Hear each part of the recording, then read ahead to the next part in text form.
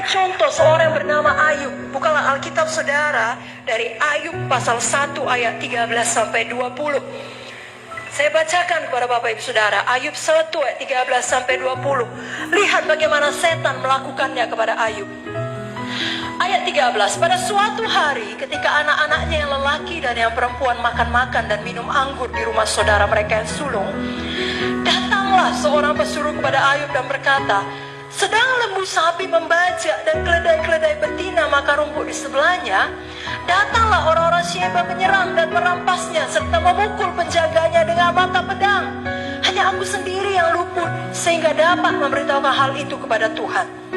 Sementara orang itu berbicara, datanglah orang lain yang berkata, api telah menyambar dari langit dan membakar serta memakan habis kambing domba dan penjaga-penjaga.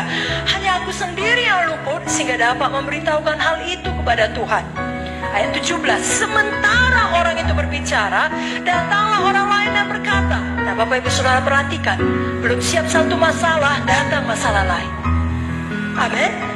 Orang-orang Kasdim membentuk 3 pasukan, lalu menyerbu unta-unta dan merampasnya serta memukul penjaganya dengan mata pedang. Hanya aku sendiri yang luput sehingga dapat memberitahukan hal itu kepada Tuhan. Sementara orang itu berbicara, datanglah orang lain dan berkata, anak-anak Tuhan yang lelaki dan yang perempuan sedang makan-makan dan minum anggur di rumah saudara mereka yang sulung. Maka tiba-tiba angin ribut bertiup dari seberang padang gurun. Rumah itu dilandanya pada 4 penjurunya dan roboh menimpa orang-orang muda itu sehingga mereka mati. Hanya aku sendiri yang luput sehingga dapat memberitahukan hal itu kepada Tuhan. Maka berdirilah Ayub lalu mengoyak jubahnya dan mencukur kepalanya. Kemudian sujudlah ia dan menyembah. Bapak Ibu Saudara, ini sangat berat. Ini sangat serius. Belum lagi selesai satu persoalan, datang lagi persoalan lainnya bertubi-tubi menimpa Ayub atau menimpa kita.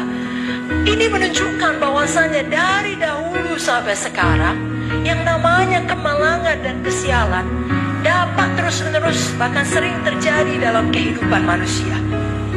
Kita harus sadar sebagai anak Tuhan, ini adalah strategi setan untuk menutup mata kita akan pekerjaan Tuhan, sehingga mata kita hanya melihat kepada persoalan tersebut. Kalau kita baca terus kisah Ayub ini, kita melihat pada akhirnya Tuhan memulihkan keadaan Ayub.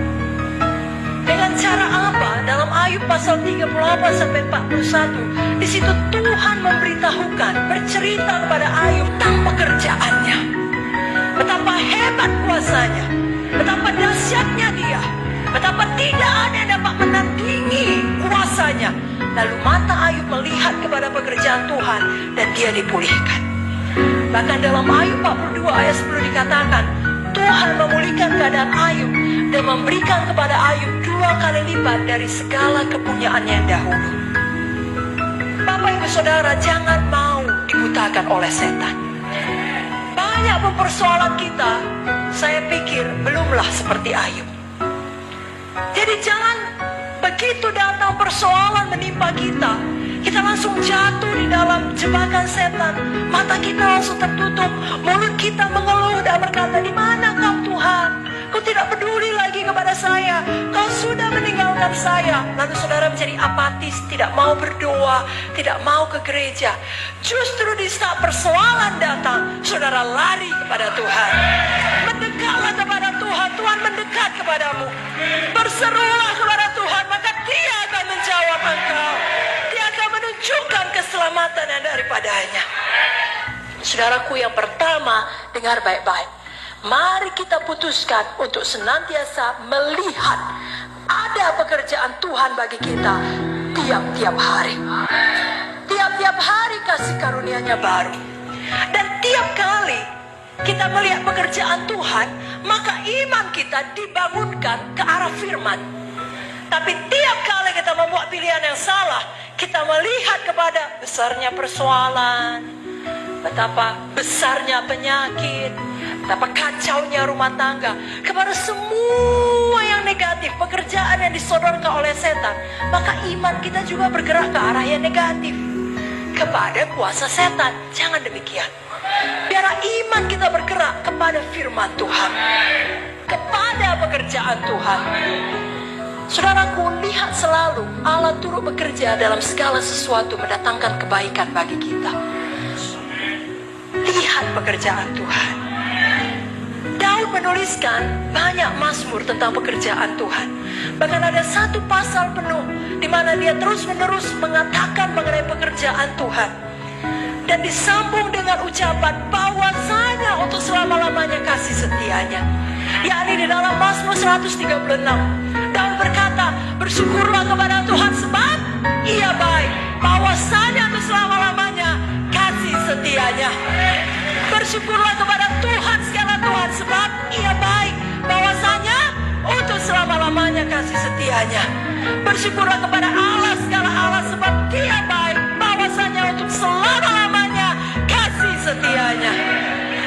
Kepada Dia yang seorang diri melakukan keajaiban-keajaiban besar. Bahwasanya untuk selama-lamanya kasih setianya. Kepada Dia yang menjadikan langit dengan kebijaksanaan. Bahwasanya untuk selama-lamanya kasih setianya. Kepada Dia yang menghamparkan bumi di atas air. Bahwasanya untuk selama-lamanya kasih setianya. Jadi saudara, jalan saja pun saudara lihat tumbuhan, saudara bisa bersyukur. Kalau bukan karena Tuhan, mana mungkin tumbuhan bisa tumbuh. Bahwasanya untuk selama-lamanya kasih setianya.